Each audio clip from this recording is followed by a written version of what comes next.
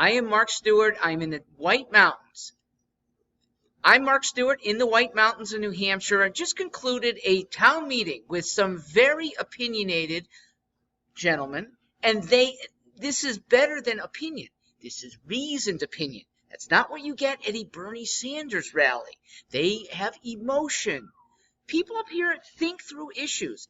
I am a good candidate for those people because when you think through issues, you don't end up with an Elizabeth Warren fan or a Kamala Harris or, by God, an AOC fan. Let me address a few issues that came up at how a federal candidate would help, even though some of these are local. So Dan brought up the high cost of health care. And he has a nice plan. But he has a plan that costs $14 an hour out of his salary. The employer's paying for it, but remember, that's not free money because if the employer weren't paying so much, Dan would have it in his pocket. So I'm not quite sure that this union has negotiated all that well on their behalf. If you're a healthy person, or even mildly unhealthy, but you generally try to take care of yourself, you will come down in price. What unions cover is the weakest workers. What union health care covers is the most likely to need insurance workers. And here's the worst of it. The people who are kind of scammers. Now, this is most true on Medicaid and Medicare because they pay for your doctor visit. Even though all you might need is an $8 bottle of Tylenol. Well, if you go to the doctor who prescribes it through Medicare, you'll get it for free. Guess what? It's costing us $75 to have you go to the doctor. It's perverse. And the way out is the free market. Health care is so precious that we shouldn't trust it, should not trust it to government. Let true free market allow prices to come down, choice to expand. With it, deductibles will be lower because if they're not, you get to go somewhere else. And that means across state lines. Maybe Northern New Hampshire only has 2 providers. But between Northern New Hampshire, Vermont, Maine, New York, and Connecticut, you'll have a half dozen at least. The free market allows for negotiating.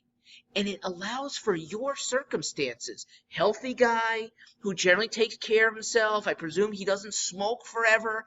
He's going to be a relatively good risk and therefore a lower cost. All right, so Mark brought up how property taxes are high. And I realize that because especially in Northern New Hampshire, where there's high transportation costs for schools and low population in the schools, so that per student costs are really high. And where does the money come from? The not so many residents, the even fewer businesses, and some businesses are getting extracted at huge rates.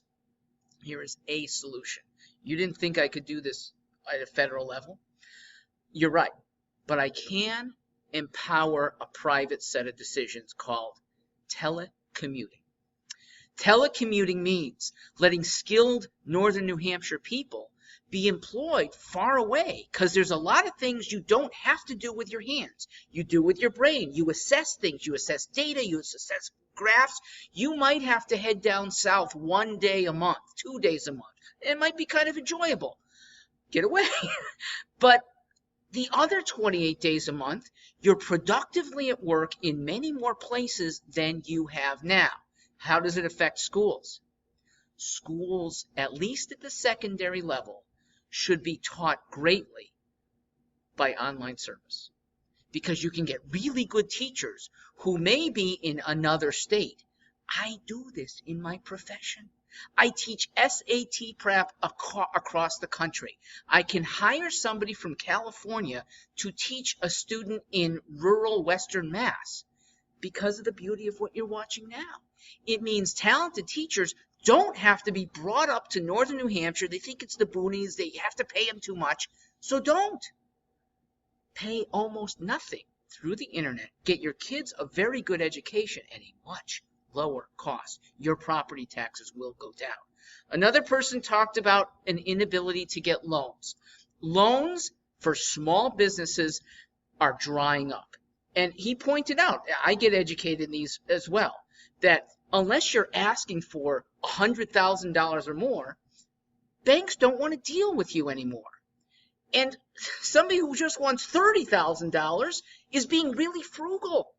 He knows he can pay this back, doesn't need to borrow more. Bank says no.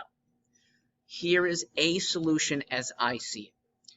Big government, once again, is getting in the way. They play to big corporations. Why do they play to big corporations? Because the big guys are in the lobbying game. They can afford to help write laws, help govern protocols that come after the laws. Little guys can't do that. You need a whole separate staffer called a lobbyist.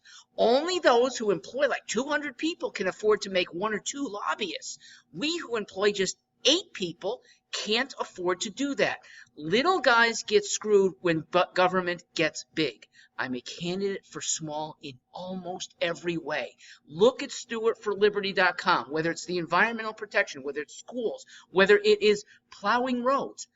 Make it smaller, and then we have more control. I'll finish with this. There is the problem that even small can be corrupting. Even a 4-person selectmen's board may have not so good communal interests at their tugging at them. I don't think that individuals lose their integrity when they go onto a select board, but they end up making some not so nice decisions. Why? Because of the system, not the individual. And once again, if changing the system